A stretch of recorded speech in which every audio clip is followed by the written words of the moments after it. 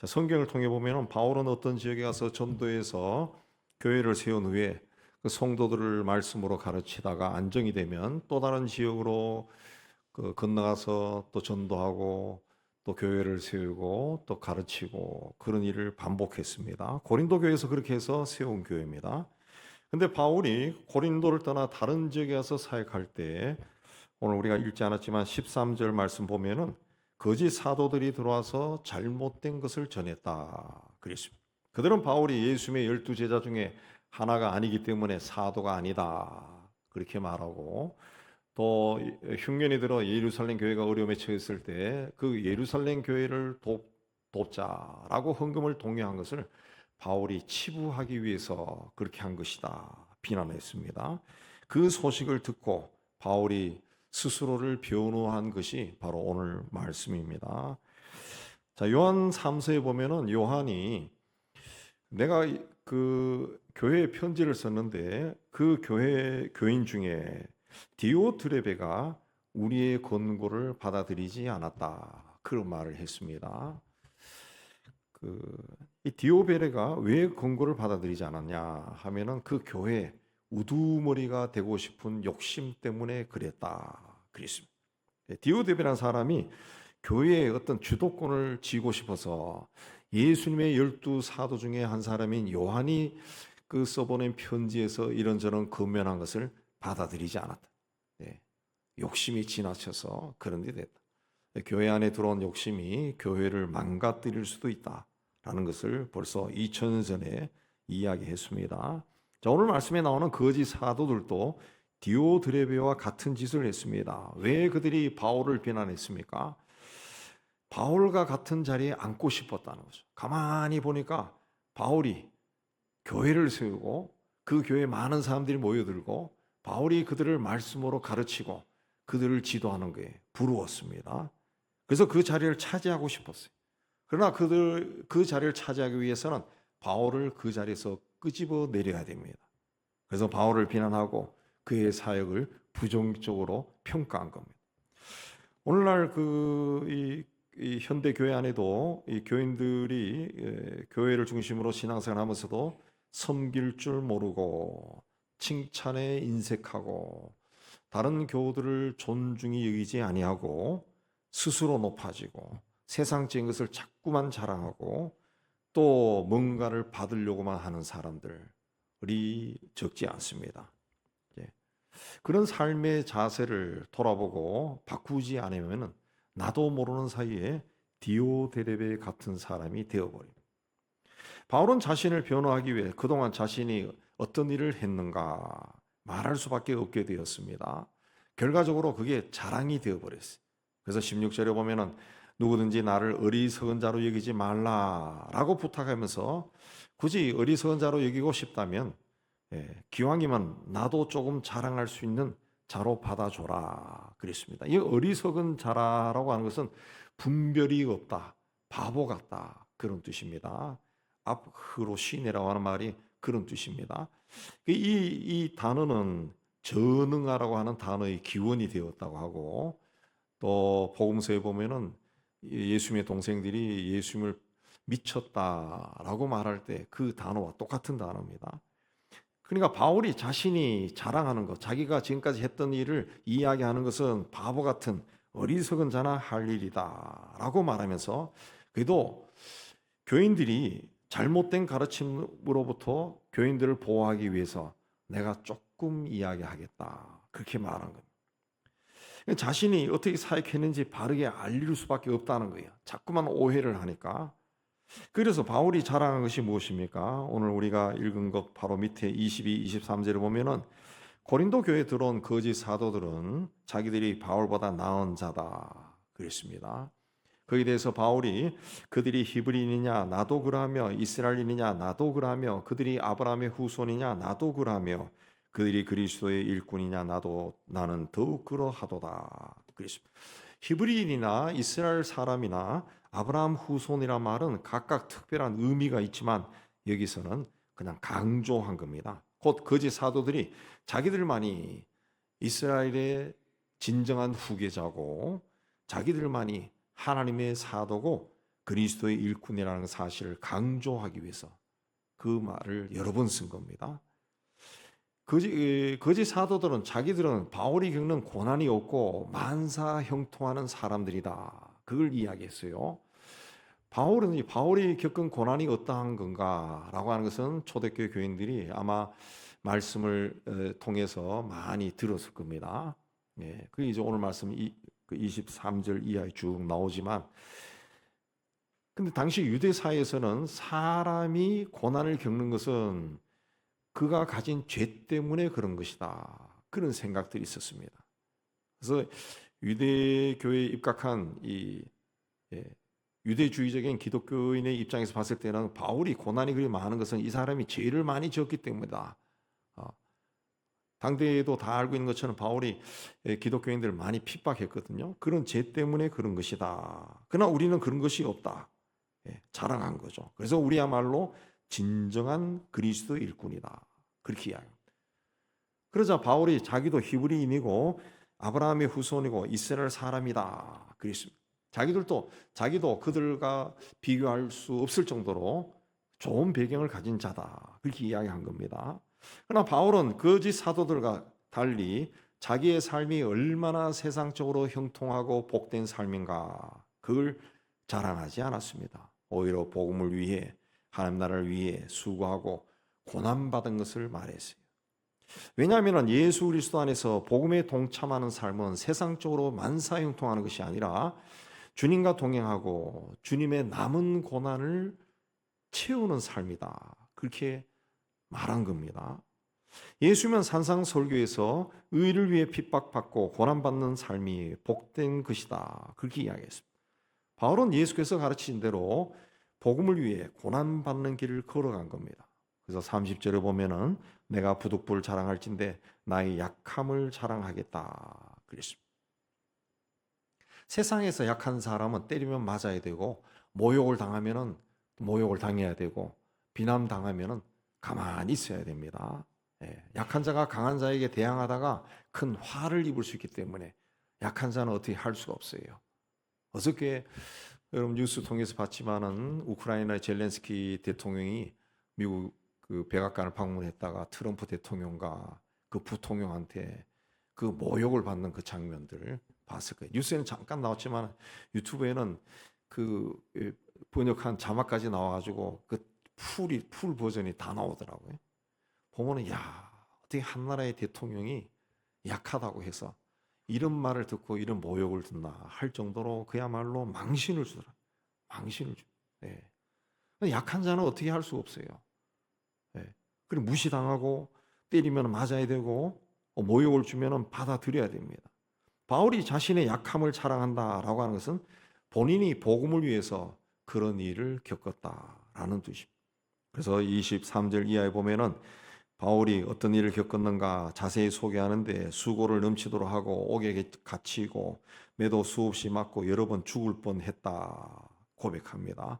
40에 하나 감한 매를 5번이나 맞다가 죽을 뻔하고 3번 태장으로 맞고 1번 돌에 맞고 배가 3번이나 파선해서 죽을 뻔하고 전도 여행할 때는 강에 빠져 죽을 뻔하고 또 광야에서 바다에서 죽을 뻔하고 강도를 만나 죽을 뻔하고 유대인이나 이방인이나 자기를 죽이려고 쫓아다니고 다메섹에서는 왕의 고관이 자기를 잡으려 해서 성벽을 강주리를 타고 내려간 적도 있고 또 자지 못하고 굶주리고 목마르고 추위에 떨고 입고 덥고 먹을 것이 없이 헐벗게 지냈다. 헐벗은 상태로 지냈다. 그랬습니다.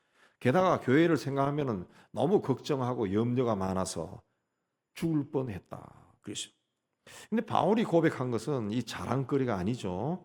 어떻게 보면 고난에 찬 자신의 삶에 대한 그 상처, 한을 토로한 겁니다. 거짓 사도들은 자신들이 가진 세상적인 힘을 자랑했습니다. 세상적인 배경을 자랑했습니다. 그러나 바울은 예수로 인해 받은 고난을 말한 겁니다. 그리고 그렇게 말하는 자신조차 너무 부끄러워했습니다.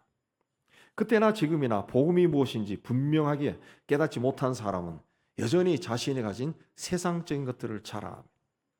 그러나 복음이 무엇인지 분명히 깨달은 사람은 그러한 것에 마음을 두지 않습니다.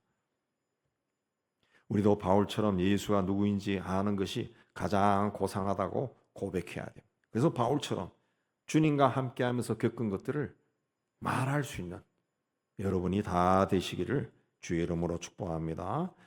자, 고린도 교회는 복음 안에 굳건히 서 있어야 되는데 그러지 못했습니다. 그래서 거짓 사도들이 세상적인 것들을 자랑하고 바울을 비교하고 자기들이 더 탁월한 자다, 자기들이 가진 것을 막 드러내고 하니까 그들에게 동조했다는 거죠. 그들이 말하는 것이 맞다고 동조한 겁니다. 그러나 이것은 그들이 어리석은 자임을 스스로 드러낸 겁니다. 그래서 19절에 보면 바울이 너희는 지혜로운 자로서 어리석은 자들을 기쁘게 용납하는구나. 지혜로운 자로서 어리석은 자를 용납한다는 것은 정말 지혜롭게 행동했다는 것이 아니라 어떻게 당신들은 평소에 보면 굉장히 지혜롭다고 스스로도 말하는데 하는 행동을 보면 왜 그렇게 어리석냐 추궁한 거죠.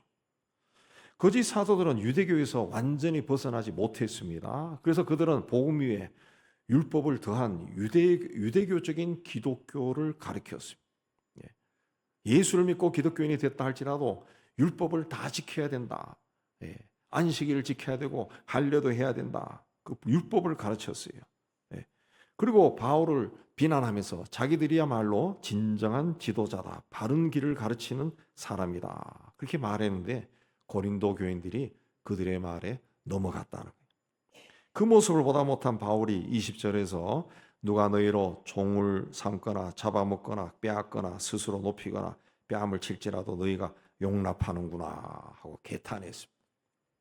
종을 삼았다는 것은 거짓 사도들이 고린도 교인들을 예수 그리스도나 복음이 아닌 자신들의 종으로 삼았다는 그런 뜻입니다. 자기들이 하는 말을 맹종하게 했다. 요즘으로 하면 가스라이팅 했다는 거죠. 잡아먹었다. 이런저런 이유를 대고 고린도 교인들의 재물을 착취했다는 거죠. 자꾸 헌금 강요해서 헌금을 가져가 빼돌렸다는, 빼앗거나 빼앗았다는 것은 영혼을 빼앗았다는 겁니다. 잘못된 가르침으로 교인들을 복음에서 어긋난 길로 가게 했다는 거예요. 또 스스로 높였다. 자기를 자랑했다는 거죠. 나아가 그들은 고린도 교인들의 뺨을 쳤다는, 인격적인 대우를 하지 않았다는. 그런데도 다 용납했다는 거예요. 다 용납. 오늘 이 시대에 사이비 이단에 빠진 사람도 똑같은 행태를 보입니다. 똑같은 행태. 예전에는 뭐 통일교, 뭐 안식교, 여호와의 증인 이것들 이단 사입이다 하다 그러는데 그 후에 80년대부터 막 수많은 이단들이 생겨서 대표적으로 신천지, 뭐 JMS, 뭐 이런 등등이 나오지만은 그러나 세상에 잘 안 알려진 그런 이단 사이비류에 속한 집단들이 우리나라에 굉장히 많습니다. 정말 많습니다. 정말 많아요. 산속에 그냥 궁궐 같은 예배당과 건물을 지어놓고 그냥 교인들을 다 모아놓고 그래 한 사람들도 있고 옛날 신앙촌처럼 어느 지역에 막 집단 이주해가지고 신앙생활하는 그런 집단들이 있고 그 유형들이 굉장히 많아요. 굉장히 많습니다. 굉장히 많습니다. 근데 거기에 빠진 사람들은 똑같다는 거죠. 2000년 전이나 지금이나 똑같아요. 고린도 교회 성도들은 거짓 사도들이 그들을 종으로 삼고 재물을 착취하고 복음에서 벗어나게 하고 스스로 자랑하고 심지어 인격적인 대우를 하지 않아도 그들을 따라갔다. 그들이 자기 정말 하나님이 보낸 사람이라고 믿고 그대로 순종하고 따라간다는 거죠. 왜 그렇습니까? 분별력이 없는 겁니다. 분별력이. 그래서 이 마지막 시대에 우리가 가져야 할 분별력, 은사 중에 영적인 분별을 가져라고 강조하지 않습니까? 분별력이 없다. 왜 분별력이 없는가? 자, 하나님께서 예수를 통해 주신 복음은 생명의 길로 인도하는 겁니다. 살리는 거예요. 살리는 거. 사람을 살리는 것이라는 거죠. 근데 이게 뭔지 모르니까 깨닫지 못하니까 그런 일에 빠지는 거예요. 복음 안에 바로 서지 못했다는 거죠. 예수가 그리스도다. 그럼 그게 무슨 뜻인지 알고 그 안에 서야 되는데 그걸 모르는 거예요. 그걸 모르는 거. 그러다 보니까 외적인 것을 자랑하고 땅에 속한 가치를 추구하는 자들의 선동에 넘어가는 거예요. 우리 교회 나오면 복 받습니다. 우리 교회 나오면 돈 봅니다. 부자 됩니다. 성공합니다. 그런데 빠져나가는 거예요. 그래서 심지어 어떤 사이비 이단은 교회 안에서 다단계도 한다. 예, 교인들 조직해가지고 물건 팔게 하고 그런 것들. 왜 그런 데 빠지느냐? 땅에 속한 것과 예수 안에 있는 것을 동시에 추구하는 마음이 있으면은 그런 데 쉽게 넘어간다. 쉽게 넘어. 세상적인 욕심을 버리지 아니하고 또 예수를 믿고 예수 안에 들어와서도 세상적인 욕심을 버리지 않으면은 그런데 쉽게 넘어가요. 근데 넘어가요. 오늘 우리 시대도 이런 경향이 굉장히 강합니다. 그래서 사이비단들이 점점 번성하는 거예요. 특히 현실적으로 아주 힘들고 어려운 처지에 놓인 믿는 사람들 가운데 이런 마음들이 있다. 무슨 마음을 가집니까? 하나님이 한번 크게 역사하시면, 하나님이 나에게 큰 은혜를 주시면, 지금 이 상황에서 어느 날 갑자기 확 바뀔 것이다. 이런 믿음을 가진다는 거죠. 그런 믿음을 가진다. 하나님이 한번 역사해 달라. 그래서 막 하나님 앞에 나가서 막 붙들고 소리 지르고 막 며칠 금식도 하고 막 이곳저곳 다니고 그런 하는 거예요. 그런 거 하는 거예요. 계속 그렇게 합니다. 그게 나쁜 건 아니죠. 나쁜 게 아닌데 그 마음 속에 욕심을 버리지 못했을 때 문제가 생긴다는 거죠. 문제가 생긴다. 하나님은 우리를 창조하셔서 우리를 아주 잘 아십니다. 마찬가지로 사탄도 우리를 잘 압니다. 잘 압니다. 내가 엄청난 일이 일어날 것이라는 그 대박을 꿈꾸는 마음을 가지고 살면은 사탄이 내가 가진 그 생각을 통해 우리 안에 들어와서 우리의 생각을 쥐고 우리를 조종해 버립니다. 가룟 유다가 예수님을 따라다니면서 예수님이 하는 일이 좀 못마땅했어요. 불평불만이 많았어요. 그러니까 성경이 뭐라 그랬습니까? 사탄이 가룟 유다의 생각에 예수를 팔려는 마음을 넣었다. 그랬습니다. 그 불평불만이 있으니까 그런 마음을 넣었다는 거죠. 우리가 세속적인 욕심을 가지고 하나님 앞에 자꾸 나가면은 우리가 그 욕심을 사탄이 이용해서 나를 지배할 수 있다는 것을 우리가 잊어서는 안 됩니다. 그래서 예수 믿는 사람답지 않은 말을 하고 행동을 하다가 결국 망하는 길로 들어갈 수 있어요. 굉장히 조심해야 됩니다. 그래서 하나님 앞에 나갈 때는 내 안에서 일어나는 세상적인 욕심을 살피고 그 욕심을 버려야 돼. 자꾸 버려야 돼. 아유, 세상 그 욕심마저 없으면은 하나님 앞에 나갈 것도 없고 나가서도 뭐 기도할 것도 없고 하나님을 믿어도 재미도 없는데 그런 생각하는 사람이 없지 않을 겁니다. 그러나 그 욕심을 하나님이 아니라 사탄이 사용한다. 왜? 인간에게 일어나는 그 죄된 욕심은 죄로 인도하는 문입니다. 문을 여는 거예요. 거기서 벗어나지 못해. 하나님은 흥부가 박을 썰어서 금은 보화가 쏟아지는 그런 일을 우리에게서 일어나게 하지 않습니다. 절대로 하나님은 그런 일을 하지 않습니다. 그 마귀가 줘. 예수님이 받았던 세 가지 시험 다 생각해 보세요.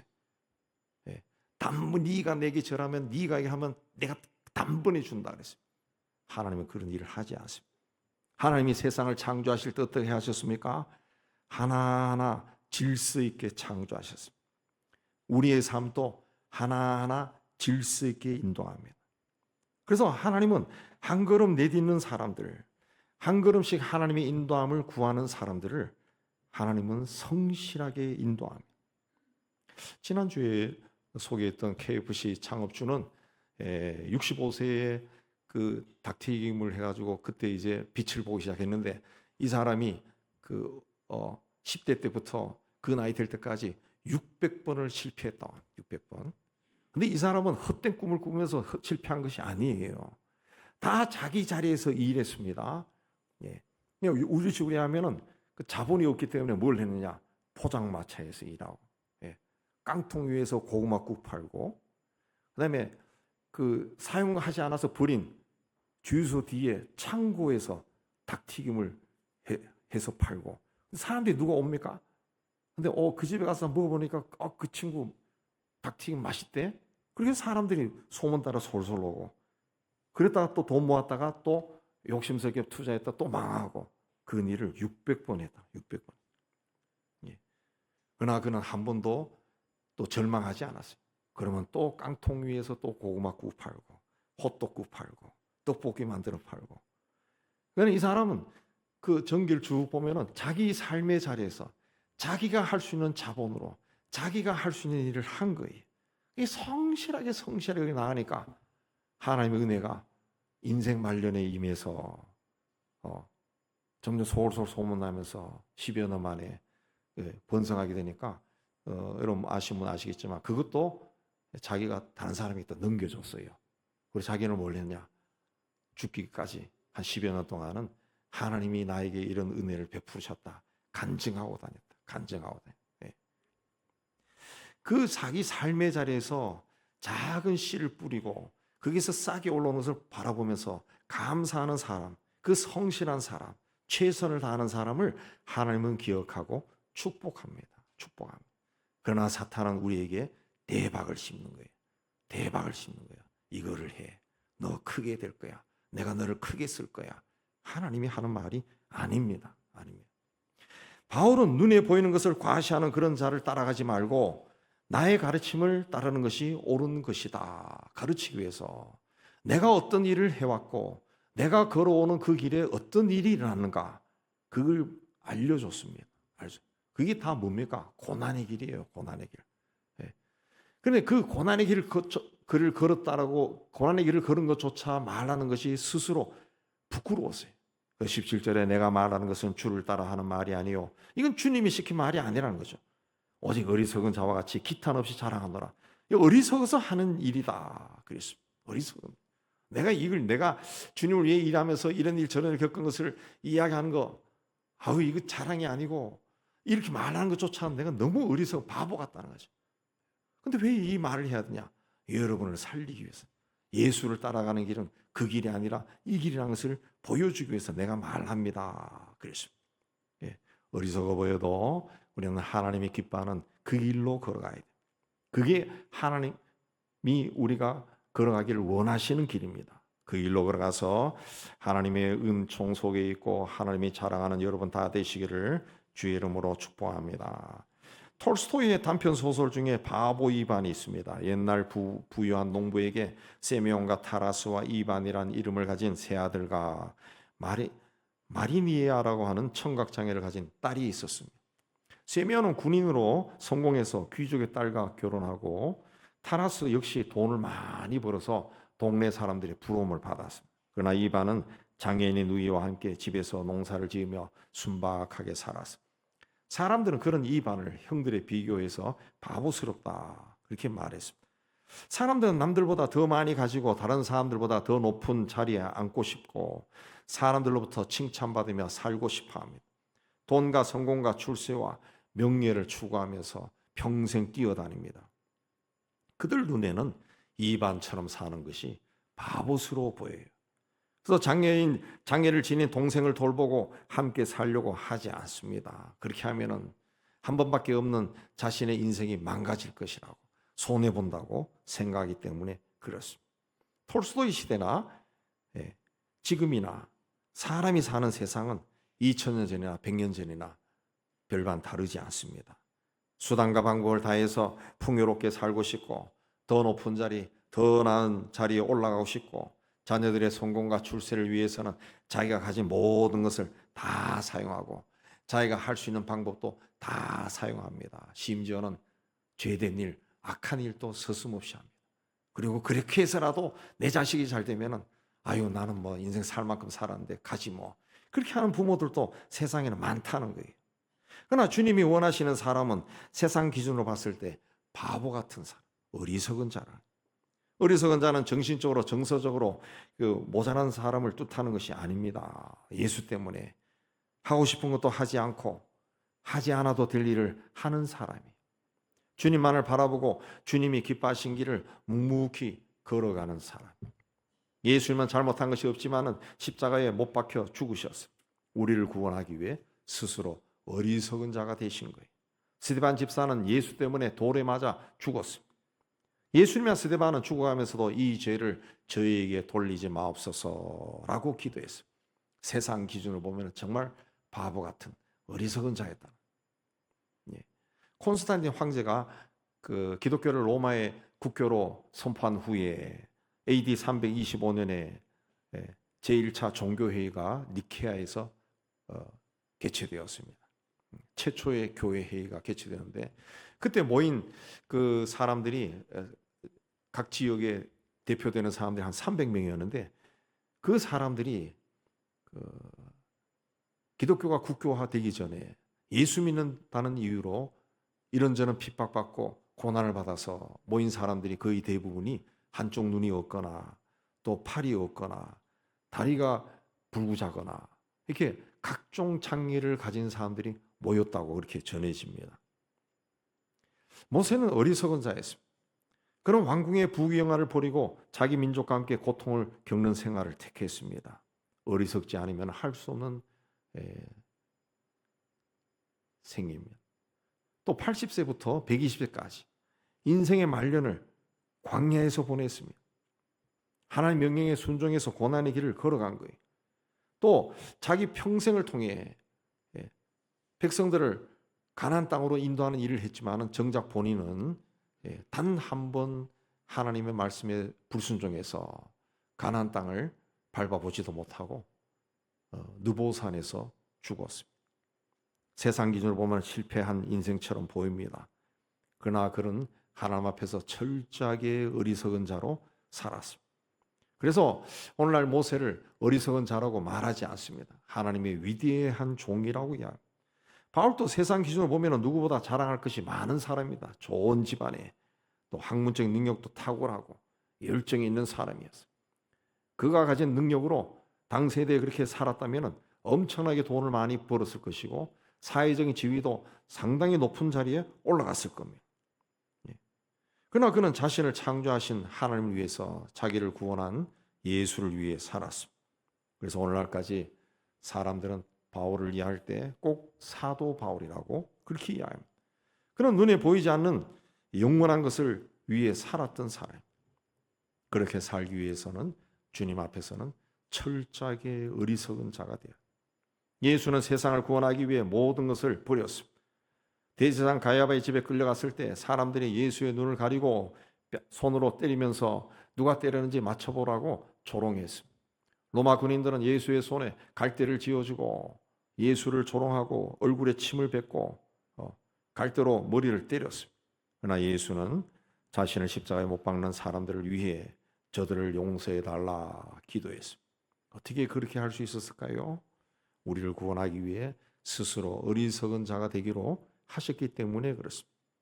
다윗이 오베데돔 집에서 하나님의 언약궤를 다윗 성으로 옮길 때 너무 기뻐서 옷이 흘러내는 것도 모르고 춤을 췄습니다. 그 모습을 창문으로 내다본 아내 미갈이 멸시를 조롱했습니다. 이사야는 3년 동안 벗은 몸과 벗은 발로 돌아다녔고 예레미야는 목에 나무로 만든 멍에를 건 채 한 세대 동안 웃음거리가 되었습니다. 에스겔은 사람들이 보는 앞에서 배설물을 먹었고 호세아는 창녀와 결혼했습니다. 예수님은 동생들로부터 미치광이 취급당했고 로마 병사들에게 조롱당했습니다. 세상 기준으로 보면 다 어리석은 자였습니다. 오늘날 우리 시대 사람들은 굉장히 똑똑합니다. 가끔 유튜브에 제가 뭐 유튜브를 늘 보는 건 아니지만 그 보면은 아기들 모습을 올리는 젊은 엄마들이 있어 가끔씩 보면은 야, 요새 아이들이 정말 똑똑하구나. 한 두세 살 된 애들이 말을 정말 차단제 같이 합니다. 아주 막 똑똑합니다. 똑소리가 떨어져요. 아이들뿐만 아니라 요즘은 모든 사람들이 다 똑똑합니다. 왜 똑똑합니까? 머리가 좋아서 똑똑한 것이 아니라 너무너무 정보를 쉽게 취득하니까. 핸드폰 하나에 세상 정보가 다 들어오니까 다 아는 거예요. 다 아는 거예요. 그러다 보니까 목소리가 커지고 아래 위가 없고 이기적입니다. 이기적. 이 똑똑한 사람들이 모이면은 시끄러워져요. 요구사항이 많아집니다. 불평불만이 많습니다. 혼란스러워집니다. 그러나 교회는 그런 사람들이 모여서는 안 된다. 그런 사람들이 많아져서는 안 된다는 거죠.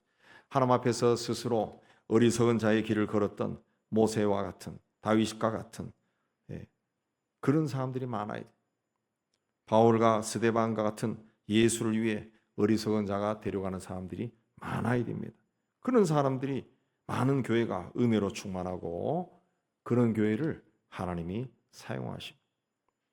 이번 주 수요일은 사순절이 시작되는 날입니다. 구약에서 이스라엘 백성들이 회개할 때 죄를 뒤집었었다. 그래서 죄의 수요일이다. 그렇게 말하고 참회의 수요일이다. 그렇게도 말합니다. 사순절에 우리를 위해서 스스로 어리석은 자가 되신 예수님처럼 또 어리석은 길을 간 바울처럼 우리도 그리스도 안에서 어리석은 자가 되는 것이 무엇인지 생각하고 주님의 뒤를 따라가는 우리 모두가 되기를 주의 이름으로 축복합니다. 하나님 아버지, 우리가 예수 믿고 하나님의 사람이 되었지만은 아직도 우리 안에는 세상적인 욕심이 남아 있습니다. 하나님, 이 욕심이 자칫 잘못하면은 사탄의 도구로 사용될 수 있다는 것을 우리가 두려움으로 받고 이제 욕심을 버리고 주 안에 서게 하여 주옵소서. 우리가 가진 모든 생각들 주님이 다 아시고 우리에게 꼭 필요한 것이라면은 주님이 우리에게서 다 이루신다는 그 믿음으로 주님 앞에서는 저희가 되게 하여 주옵소서. 주께서 우리를 구원하기 위해 스스로 어리석은 길을 걸었던 것처럼 우리는 이제 우리가 주님을 위해 어리석은 길을 걸어가는 하나님의 사람이 다 되고 그러한 우리를 통해 하나님 영광 받아 주시고 그러한 우리를 하나님이 기뻐하시고 자랑하는 복된 삶을 살아가는 저희가 다 되게 하여 주옵소서. 예수님 이름으로 기도하옵나이다. 아멘.